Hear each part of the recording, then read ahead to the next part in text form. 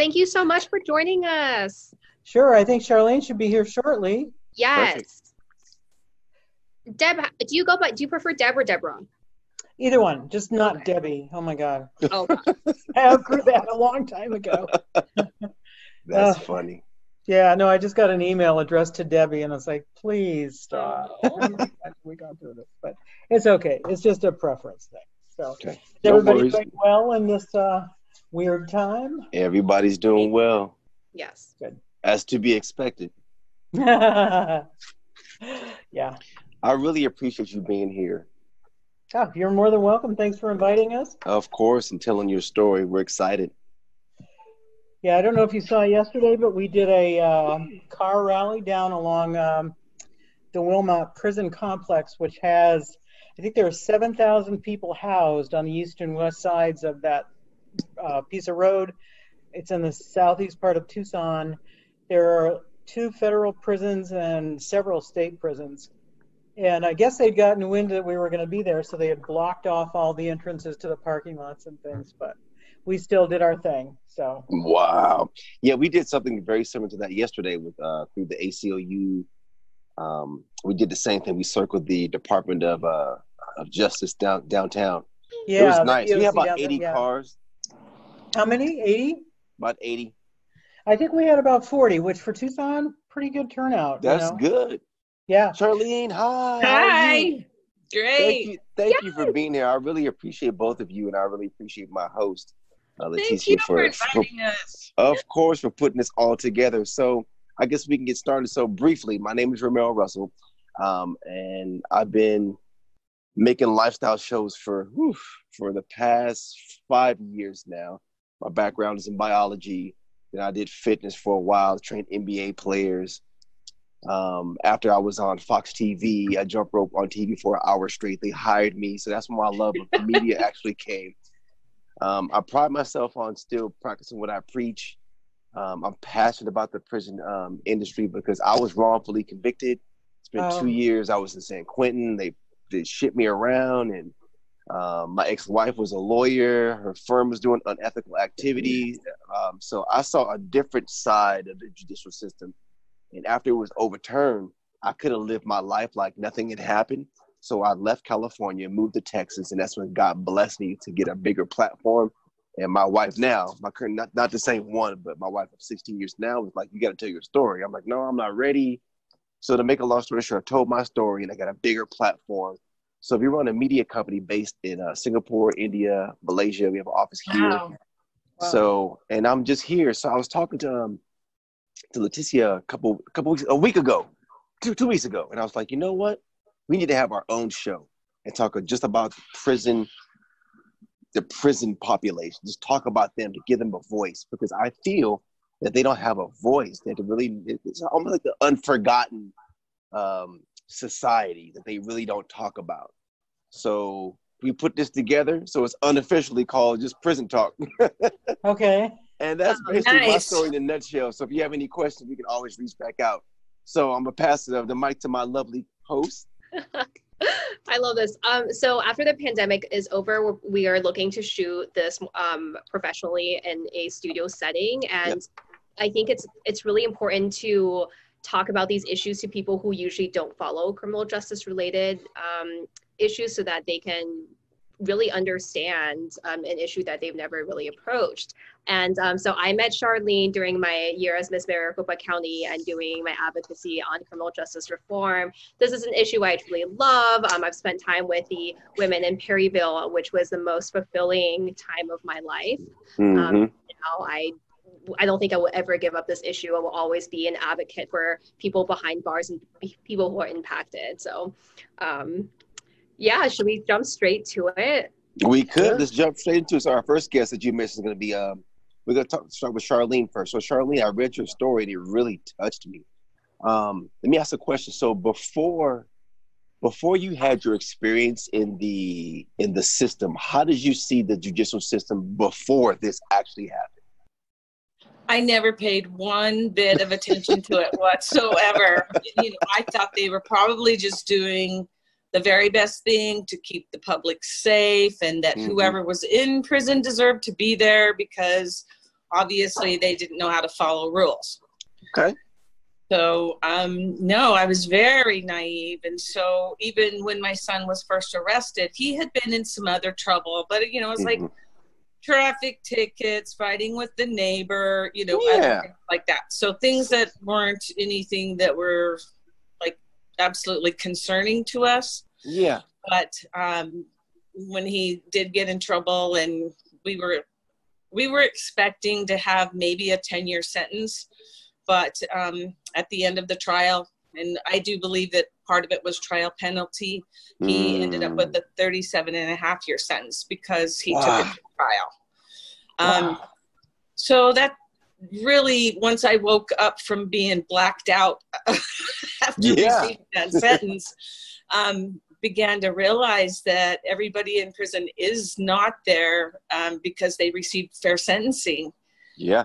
And so, eventually I started looking into some advocacy groups, mainly because my son was having some issues and wanted me to contact the American Friends Service Committee. And when I did, they wanted me to talk to them, they were getting ready to do what's called Reframing Justice Day. Okay. It was their first day at the Capitol. They were going to do Reframing Justice Day at the Capitol. And so from there is when I really began to meet a lot of other advocates. And I really didn't know that there were other people out there. I just thought my son just got a bad deal. He was probably one of a kind. And I had no idea that our prisons are full of people that have extreme offenses. That's right. Or who don't even belong there at all. And so that really lit my fire. I am a mama bear, so yeah, of course. I can feel that. There's a lot of other people that I began to meet during visitation time with him, seeing these kids. They still have braces and they haven't gotten over their acne, and you're just like, come on, why are they in prison? So that really is what lit my fire to become an advocate for sentencing and prison reform. Perfect. Thank you for sharing that. Our next question is going to come from my host. You're going to ask Deborah the same question. Yeah. So, Deb, I don't know if we've met in person yet. I don't think we have. No. I don't think we have either. I would love to hear about your personal story and why you're in this fight for reform. Well, I much like Charlene, didn't pay a lot of attention to the criminal justice system. I thought, it was there to keep all of us safe and to do the right thing. I mean, my only touch with it had been on being on juries. And I will tell you now that if I were picked for a jury, I would be entirely different in how I behave on a jury. So that was all I knew about the legal system until I had a call at work one day from a lieutenant in the sheriff's department telling me to come home. Wouldn't tell me what was going on. It was my husband being arrested, and it was a complete and utter shock. He's now serving 5 years in ASPC Kingman, which is a private prison under the state of Arizona. It's the furthest possible prison that he could be away from his family. He's about a 7-hour drive away from us. So, yeah, it's a long drive. He'll be 78 years old in May this year. I saw that. He went in with asthma and now has COPD. He doesn't smoke, but everybody there smokes. So now he has COPD. And of course, in any of the 47 other states in the United States that have 50 to 65% time served, he would be home by now. It's Arizona and the 85%, what they call truth in sentencing, that is keeping him inside. And so, that's not what has driven me into the movement. It's just having seen how unfair it is. The only person that wanted him in prison was the prosecutor. Yeah. Not psychiatrist, not the judge, not probation, not pretrial services. It was just the prosecutor. I mean, they're literally numbers, and they're producing income for the state of Arizona. And I really believe if we didn't monetize humans, we wouldn't have we're the fourth most incarcerating state in the country, in the most incarcerating country in the world. So that's right. It's a shocking thing. Mm, mm. So the purpose of this also is to not only bring awareness to our loved ones who are incarcerated, but to talk about this COVID-19 that's been this global pandemic, and it's really affected not just us, but it's affected our incarcerated loved ones too. So for Charlene, how do you feel that the pandemic has affected your son, and what precautions are being taken to him to, one, get tested, or two, for protective gear? What do you feel? For once, I am glad where my son is at, which is crazy because I am a solitary confinement, against solitary confinement, have done a lot of advocacy against solitary confinement. He's been in solitary confinement since 2016. So, and that was another thing I worked with Leticia on, was to write a bill to end solitary confinement. I would have never in my wildest dreams ever imagined there ever being one single solitary reason for solitary confinement to exist. But until now, I'm like, of all the crazy things, the people that I tried to get out of that isolated situation, I'm kind of glad now that, you know, they are in solitary confinement. I think he probably has the least amount of chance of contracting COVID-19 because of the situation he's in. However, because I'm an administrator in a Facebook group called Arizona Prison and Sentencing Reform, we see a lot of stuff from other family members who are in all of the other prison complexes in Arizona. So where I feel like my son is probably in one of the safest places, he also receives the least amount of soap, the least amount of attention, the least amount of them trying to do anything. The officers there think it's a joke. They go and cough in their cells. They go and, you know, act like they're coughing on their food. They don't wear any PPE at all. And they're not taking it very serious where he is at, which is the Iman complex, which in Arizona has 3 cases. And at one point in time, I think that was the most. I didn't look today, but so there's 3 confirmed cases of COVID on the Iman complex. So even though they're, you know, in solitary confinement cells, they still, when they're being moved to showers or moved to direct, it's direct contact between them and the officers through the handcuffs. When they're being passed their food through the trays and all of that. So in Iman complex, they're not practicing any of the of the CDC guidelines. That's where he's at. I have other people that I write to emails to. So there's another one that's on the North unit, and it seems to be that they're doing very well there. So there's a couple of other people who I write to. So there's no consistency in this state whatsoever. And that's what really has me angered, is that the director has not made it mandatory. He has made it optional for the staff to wear PPE if they want to or if they don't. And so it just depends on what yard you're on or what complex you're on. If you're wearing it at all. So where my son is at, they don't wear it, but he's in an isolated situation. So it's a little probably better situation than these guys that are 100, 200 packed into a dormitory or in a tent, sharing all the same space. There though, in the North unit where my friend is at, and he is in a tent, they're offered soap, and he happens to be on the germ crew. So he is it Vertex, I think he says, is what they are given to he goes around all day long cleaning everything. He said that's his job. And then he used to work off of the yard, but now they have him just going around cleaning stuff. So that's that. And then there's a yard here in Tucson that I write to a young man, and he says that some days they wear it, some days they don't. They usually have the mask around their neck. They're not offering, they don't offer you cleaning supplies or soap. If you ask for it, they will give it to you, but it doesn't mean they're going to give it to you today. Wow. So Deborah, hearing that, how does that make you feel? Because, you know, your husband has asthma, and does he have an inhaler? Is he taking medicine now? I mean, how does that make you feel hearing all that?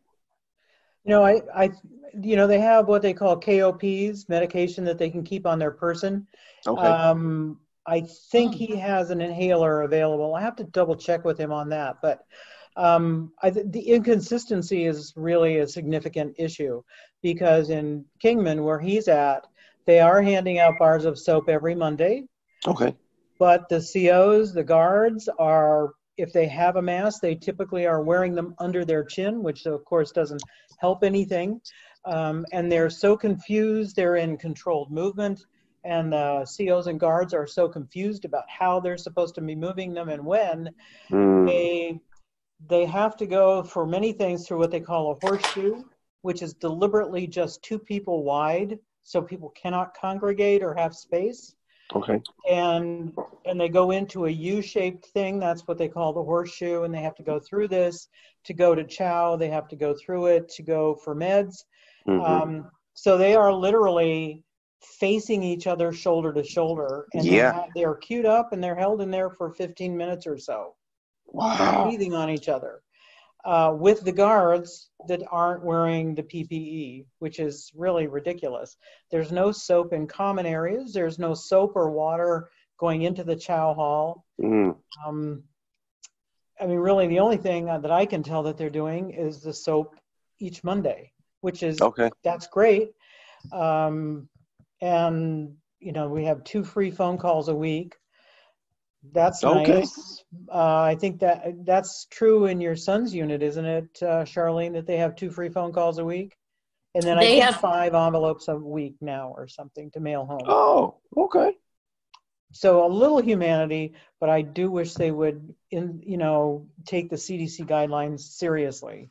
So what I'm hearing is the communication between the families is better by 2 phone calls, and they're giving them more envelopes to correspond to home?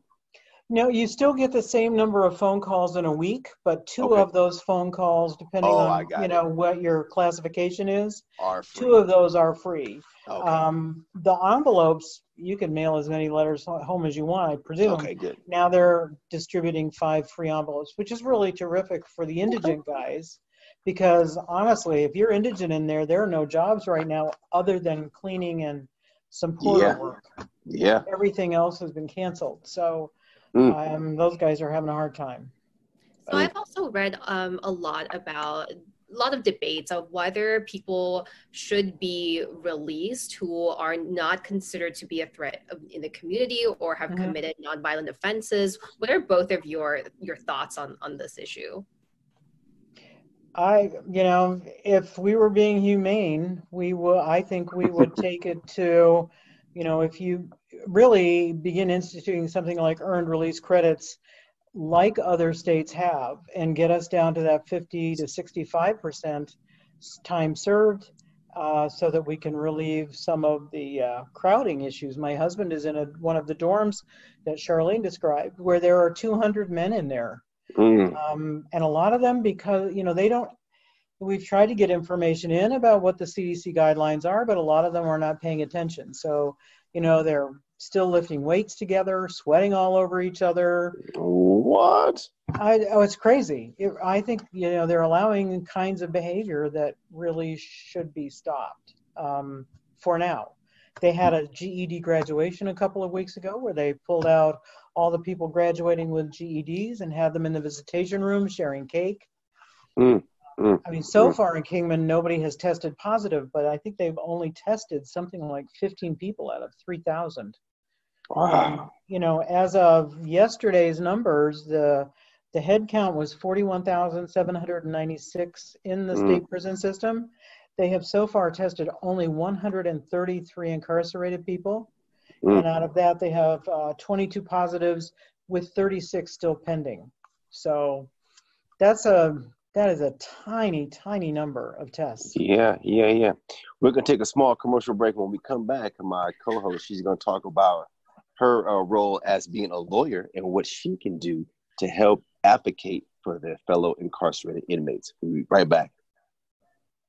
Well, so I'm very lucky to have worked on the policy side of things. Like what Charlene said, working on that Senate bill together was absolutely incredible. Being able to chair a subcommittee at the House, specifically dealing with women's issues and seeing how the prison system uniquely affects women. And I think the dream is to be able to use my legal training and really impact policy so that I can create broad changes, and so I won't have to be practicing under a broken criminal justice system. So that's definitely the dream. But even aside from criminal justice reform, I think it's important to also see how the wider presidential election impacts this issue, which is what I'm also working on now. And I really want to see leadership at all levels in our state and country to be committed to addressing mass incarceration, because that is such a tremendous issue for not only Arizona, but our country. And having studied this issue from a global perspective, Arizona also stands out from having such a higher incarceration rate than some countries in Europe. And also, the US is also directly impacted by this issue. And it's just not normal when you look at it from a global perspective, but that's essentially what I'm up to. And I'm also really curious, Deb and Charlene, what other solutions would you say we could kind of put together to address this issue? I know that certain criminal justice organizations like AFSC have their Amazon shopping, their wish list that people can donate to, and I did donated tampons. I'm so excited. Awesome. Or people are doing things like this, but is that sufficient? Or what other things can we do? What can the public do? Well, I personally feel like the governor has the authority in cases of emergency to release some of these people. And just as Deb was saying, if we did have that earned release credits of 50 to 65, how many people in there already could just go home? Yeah. And they want to say, oh, well, they need this program, or they didn't do this schooling or that, or whatever. No, you know what? That to me, that's a bunch of garbage too, because my son's completed 38 of those certificates and still has 19 years left to serve. So, and that's with the earned release credits that we currently have at 85%. So all of these programs that they're putting people through and all of this, what are they really doing? They've sent, some of the people that I write to have sent the paperwork to me of what questions they ask them. These programs they're going through are like they're like, I don't know, 15 questions or something. As long as they know how to answer those questions, they pass that particular course. What good is that doing? So why not let some of the people who are already within 6 months or a year of going home, who have served 50% of their time, why not let some of these people go home? The governor has the authority to do that in cases of emergency. And this is how we feel, is this is a case of emergency. There's just too many people packed into too small of an area. And if it starts traveling, we don't even have the beds in Arizona. We don't even have the ICU units to be able to take care of it. If it takes off like it has in other countries and even in the United States. So I feel the governor needs to do more. Okay. Deborah? No, I agree. It's my understanding that the DOC has identified at least 6,000 people who are currently incarcerated who are at high risk for the COVID virus. I think that's a place to start, is to take if those people have been are not creating problems inside and meet possibly some time served requirement, why not let them go? And why not let the clemency board meet and actually allow clemency for humans? And then again, the governor has to sign it. My understanding is he's sitting on clemency paperwork for 2 people who are dying inside right now and won't sign their paperwork. So, and it's not as if our clemency board is very liberal or progressive. They don't allow many clemencies to happen. But I think that we need to really start opening up avenues for people to approach getting out. And we really need to seriously look at that 85% served rule, because it's very archaic. Charlene mentioned something. I was talking to the ACLU or some group, and this was far-fetched out there. If you look at our Humane Society for Animals, it almost mimics a prison, but they treat the animals so much better than they do humans.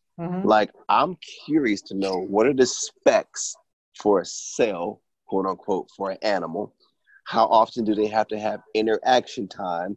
How often do they have to be isolated? Because if you walk by a Humane Society cell, sometimes there's 2, sometimes there's 1, sometimes there's 4 to a cell. They always have playtime with them. Like, what are the specs for them compared to a specs for a human? I'm very curious to see if you put those side by side. And I think if you put those side by side, people will see that they're treating humans far worse. So as a lawyer, I know when they go to cases, they go, oh, Roe versus Wade was this. They always give examples.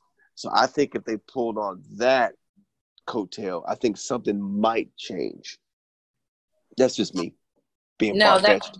That's a really good point. Like I said, my son's been in solitary confinement since 2016. Yes.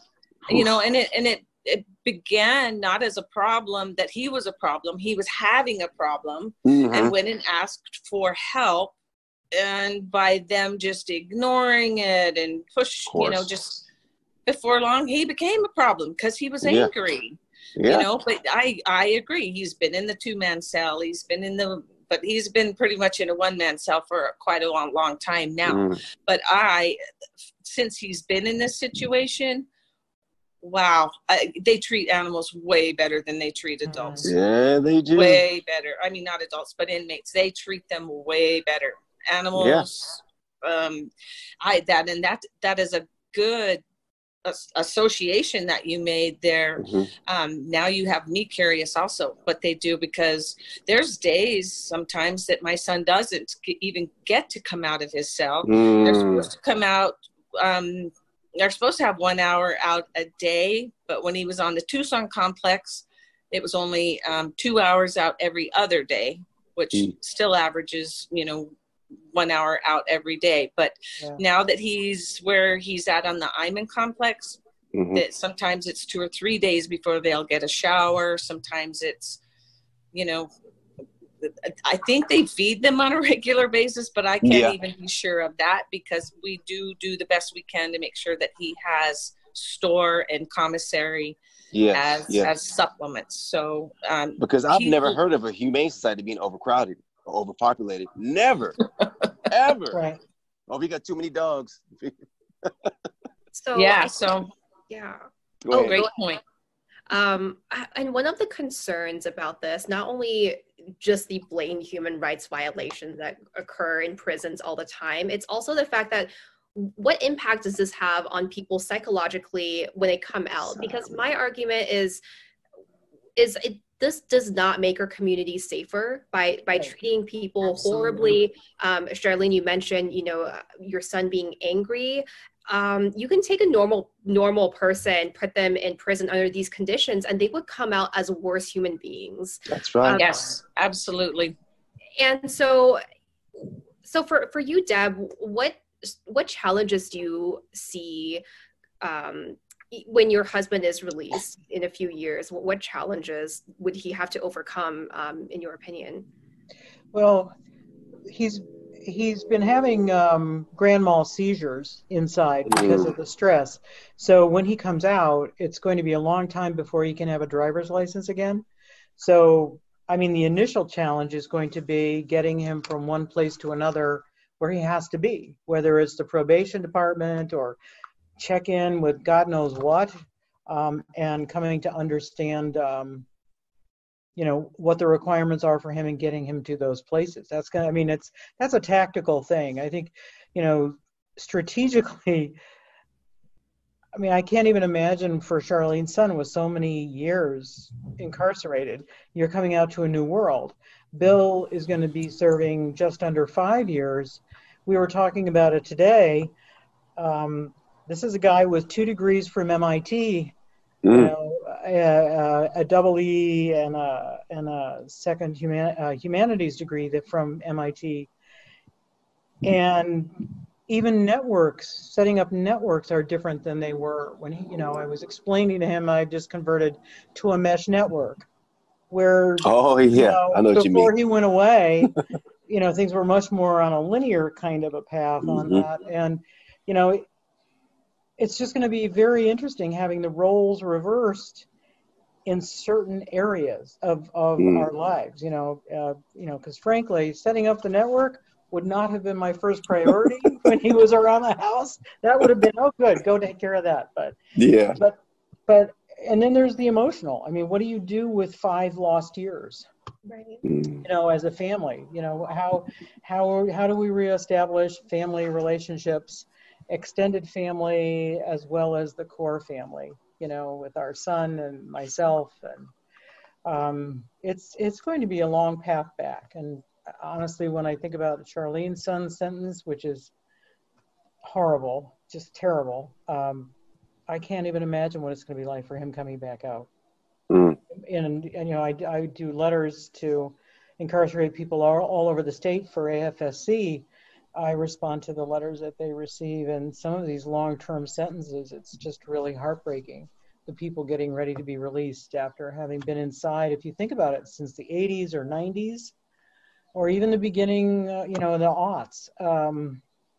The whole internet's new for them. Oh, the whole world is new for them. It has to be just mind-blowing. And they are released with, what, $220 or something on a plastic card? Yeah, we don't do very much to get them set up. Yeah. I definitely agree with that. That was also, I've written about that op-ed in the Arizona Capital Times about women at Perryville too. It's like, how can you expect people to readjust to society and succeed with just a couple $100 or even $50 in their pocket? Yeah, Charlene, I was going to ask, if your son came home today, what would that look like? What would you do with him? Oh, that's a really good question. And we've talked to, you know, him and I have talked about that. And first thing he's like, I would do everything I could to never go back to prison, to never, ever do anything that would cause me to come back here. It's been a horrible experience. It wasn't corrections. They didn't take him in there and say, oh, you know, you made some bad choices. What can we do to help you? There was no correction about it whatsoever. It's a complete punishment system. That's all it's about, is just punishing them. But I mean, come on, this is going on.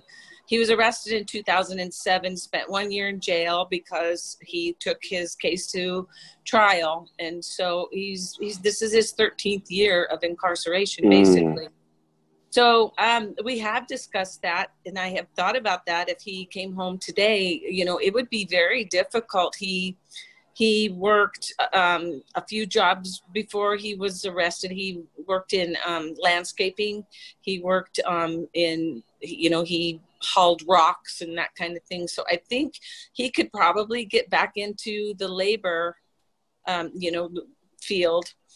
He went to ITT Tech, but he never finished it. There were some issues that had happened, and now ITT Tech isn't even like a real college anymore. So, but he was very smart with computers and that kind of thing. So I think, you know, he would have to rebuild an education. But what I'm finding also is so sad is these other people that have already been released from prison, they have the hardest time trying to get any kind of employment.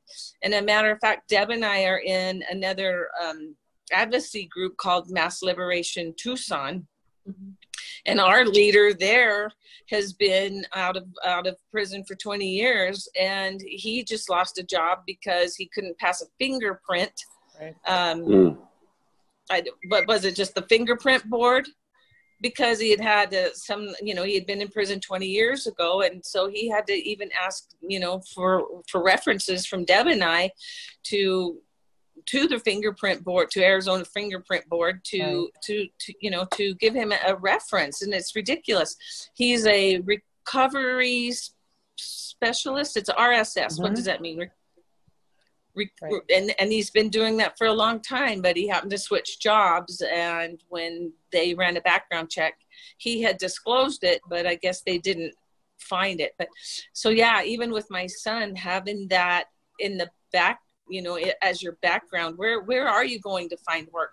What can you do to even be able to get on your own 2 feet? And through our Facebook groups and just being advocates and seeing other people, it is a struggle. The re-entry is just a nightmare. So one of the interesting byproducts of all this COVID, I think, is going to be restaurants are very good about hiring returning citizens. But we know what's happened to the restaurant industry right now. So it's a double That's almost whammy. gone. It's almost gone. And so all those people who are just starting to maybe get back on their feet or really don't have other alternatives where people will give them a chance, they're losing out right now as well. And, gosh, if you've only been out for maybe 6 months or something, you're not going to get a stimulus check, right? You're not going to get a stimulus check if you were inside for 6 months last year. So I guess Deborah, so Deborah, what would you do? First thing, husband comes home tomorrow. What do you do? First thing you do. Where do you want to go?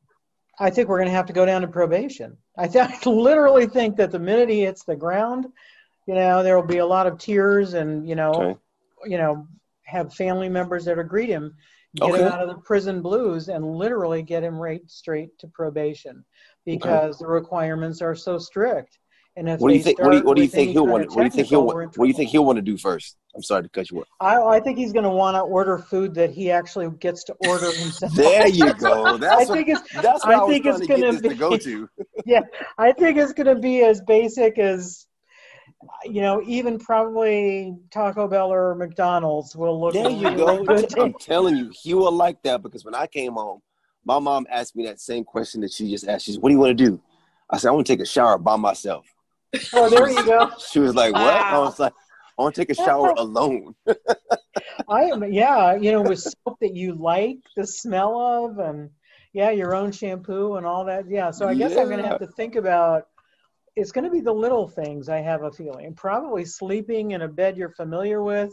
Yes. Nice sheets. And I think the reason why we ask this question is because we know probation, parole, we know that's going to happen.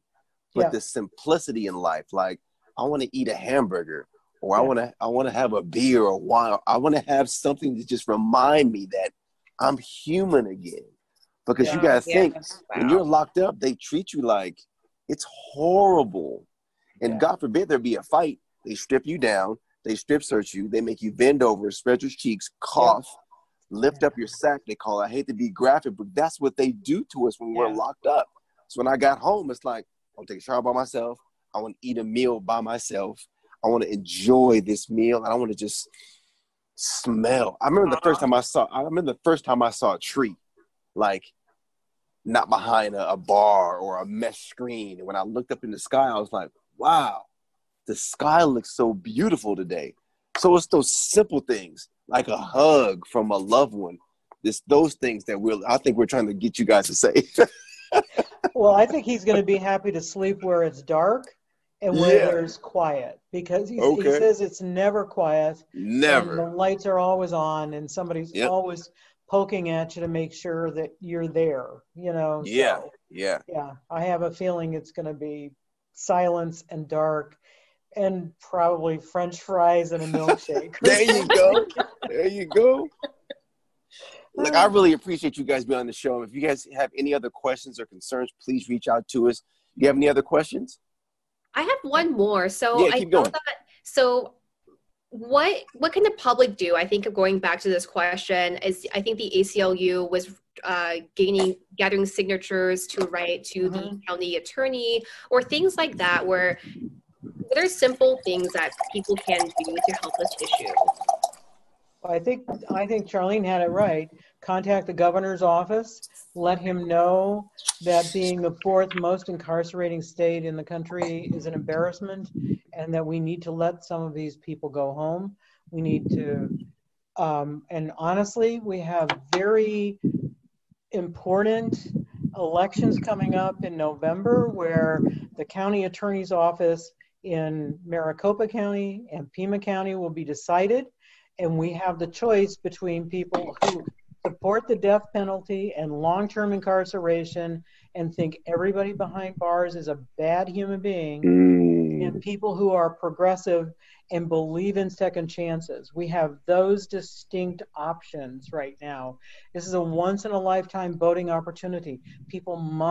We have to change the county attorney's office. Whether we can get people released during COVID-19 or not, I'm not sure. That's up to the governor. That's up to Director Shin with him. But it's really important not to lose sight of the long term, where we can change who those county attorneys are and put fewer people in prison. I think that's really critical. Yeah. So they released Michael Cohen, right? Yes. Yeah. Did you see that? I They did. released, and he just went in, but they were like, COVID-19, we're gonna let you out. Yeah. So I'm kind of, they haven't shown that on the news at all. I just had to read about it. So I'm curious to see. Don't you think the BOP did that so they're not embarrassed if he dies? Exactly. I mean, it has, I mean, I don't really want many. Let's reduce how many people are in prison. I'm essentially an abolitionist on this whole thing. There are other options besides prisons, but that's a whole other discussion. But why Michael Cohen and not a lot of other deserving people, Exactly. And I would just add that I feel that the public needs to reach out. Director Shin has only been our director for under a year. And to me, he has implemented nothing that is better. He, in my opinion, has become a bigger monster than Charles Ryan was, because he knew what he was getting into, and he has done nothing to make it better. I mean, for even him to have banned that his staff wear masks and that they can't wear gloves and that kind of thing, it took a lot of media pressure, it took a lot of advocacy pressure, and it finally took the union for the correction officers and a whistleblower to come out in order to force him to allow them to even wear protective equipment. So to me, he's not showing us at all that he is a good director whatsoever. And I'm all for #FireShin. Yeah. I'm with you there. And I'm moving toward #RecallDucey. Yeah. He's not showing any leadership in any of this. No, he's not either. No. Yeah. Because it's a shame you see states like California, New York, even Texas. Right? You see them doing more of they're taking more of a proactive approach to this. Like, whoa, we need to do something. And it's a shame that Arizona is the way it is. So I'm hoping that they see what other states are doing and they can also step up to the plate. But we'll see. Yeah, we'll see. But we Deb and I both, with American Friends and Reframing Justice Day, one time a year in January, we go talk to legislators. And when I went and spoke to one of the legislators about some of these earned release credit bills that we were advocating for, one of the legislators to me said, well, we like to be 49th at everything. And I think that's so true.